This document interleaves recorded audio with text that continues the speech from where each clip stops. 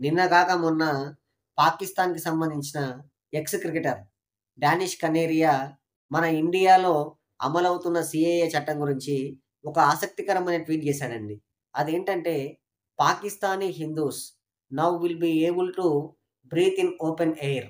అంటే పాకిస్తాన్ హిందువులు ఇప్పుడు స్వేచ్ఛగా గాలి పీల్చుకోవచ్చని చెప్పాడు.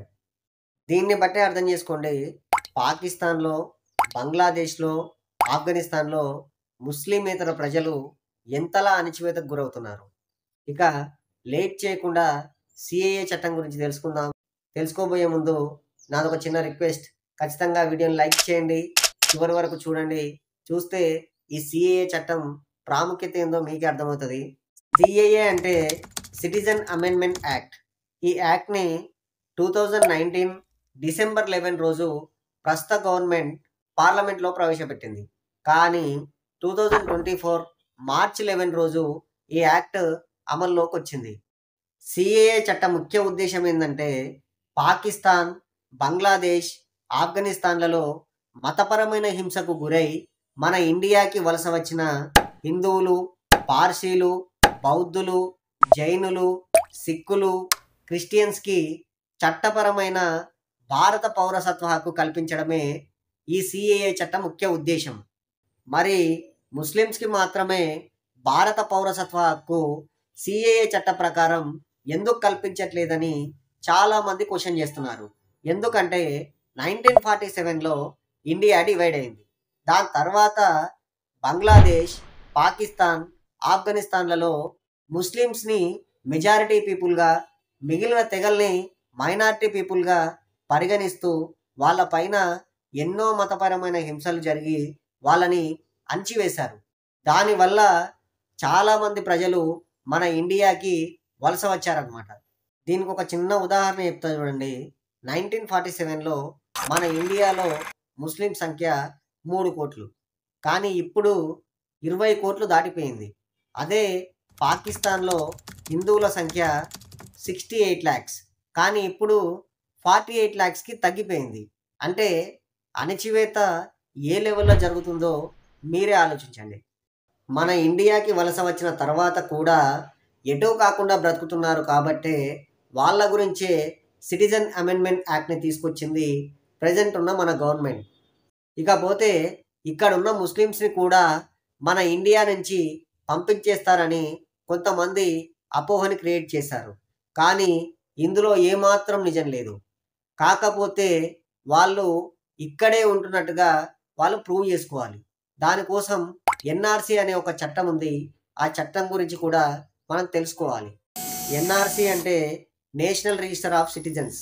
దీని ముఖ్య ఉద్దేశ్యం ఏంటంటే, పాకిస్తాన్ నుంచి బలవంతంగా చొరబడ్డ ముస్లిమ్స్‌ని, అలాగే బంగ్లాదేశ్ నుంచి బలవంతంగా చొరబడ్డ రోహింగ్యాలని పట్టుకొని తిరిగి వాళ్ళ దేశానికి పంపించడం.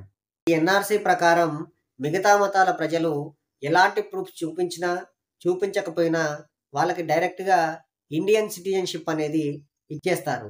కానీ ముస్లిమ్స్ మాత్రం 1971 మార్చ్ 25 డేట్ ఆ టైం తర్వాత ఎవరైతే ఇక్కడ వలస వచ్చి ఉన్నారో వాళ్ళు మాత్రం ఖచ్చితంగా ఒక డాక్యుమెంట్ ప్రూఫ్ అనేది చూపించాలి.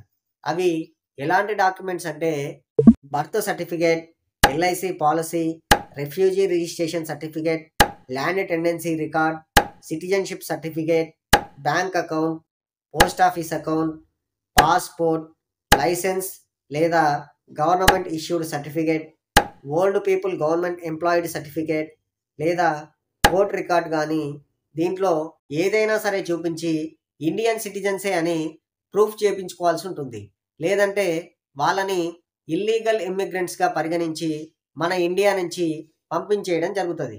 ఈ 1971 మార్చ్ 25 డేట్‌నే కట్ ఆఫ్ డేట్‌గా ఎందుకు పెట్టారంటే, ప్రస్తుతం ఉన్న బంగ్లాదేశ్ ఇంతకుముందు ఈస్ట్ పాకిస్తాన్‌గా ఉండేది. అప్పుడు ఈస్ట్ పాకిస్తాన్, వెస్ట్ పాకిస్తాన్ మధ్య ఫ్రీడమ్ ఫైట్ జరిగింది. ఎప్పుడు యుద్ధాలు జరిగినా సాధారణ ప్రజలే ఎక్కువ ఇబ్బందులు పడతారు. అప్పుడు వాళ్ళు వేరే వేరే దేశాలకు వలసలు వెళ్తుంటారనమాట. అలాగే ఆ 1971లో అస్సాంకి బంగ్లాదేశ్ నుంచి చాలామంది వలస వచ్చారు. ఈ యుద్ధం అయిపోయి బంగ్లాదేశ్‌గా అవతరించిన తర్వాత కొంతమంది రిటర్న్ వెళ్ళిపోయారు. అలాగే కొంతమంది అస్సాంలో అలాగే ఉండిపోయారు. దాని గురించే ఈ డేట్‌నే కట్ ఆఫ్ డేట్‌గా తీసుకున్నారు. ఇక మనం ఒక కంక్లూషన్‌కి వచ్చేద్దాం. మన ఇండియా అనేది ఒక సెక్యులర్ కంట్రీ. అంటే కులం, మతం, లింగభేదం, ఉన్నోడు, లేనోడు అనే భేద తారతమ్యాలు ఏవి ఉండవిక్కడ. కాబట్టే మన ఇండియాలో ఒక ముస్లిం అయిన అబ్దుల్ కలాం అనే వ్యక్తి ఒక గొప్ప శాస్త్రవేత్త అయిండు. అదే పాకిస్తాన్‌లో, బంగ్లాదేశ్‌లో, ఆఫ్ఘనిస్తాన్‌లో ఎవరైనా హిందువులు కనీసం వాళ్ళ పేర్లైనా చెప్పుకునే పరిస్థితి ఉందా ఇప్పుడు? మీరే ఆలోచించండి. ఎలాంటి భేద తారతమ్యాలు చూపించట్లేదు కాబట్టే మన ఇండియా ఇప్పటికైనా డెవలప్ అవుతుంది. కానీ రిలీజియన్ బేస్డ్ మీద పుట్టుకొచ్చిన ఈ కంట్రీస్ ఆఫ్ఘనిస్తాన్, బంగ్లాదేశ్, పాకిస్తాన్ ఏ స్థితిలో ఉన్నాయో మీరే ఆలోచించండి. ఫైనల్‌గా నేను చెప్పేదేంటంటే మన ఇండియాలో ఉన్న ముస్లిమ్స్‌కి ఎలాంటి భయం అవసరం లేదు. కేవలం వేరే కంట్రీస్ నుంచి మన ఇండియాలో చొరబడ్డ ముస్లింలను మాత్రమే వాళ్ళ కంట్రీస్‌కి పంపించేస్తారు. ఇక ఈ వీడియో మీకు నచ్చితే లైక్ చేయండి, షేర్ చేయండి, కామెంట్ చేయడం మాత్రం మర్చిపోకండి. నా ఛానల్‌ని సబ్స్క్రైబ్ చేసుకోండి.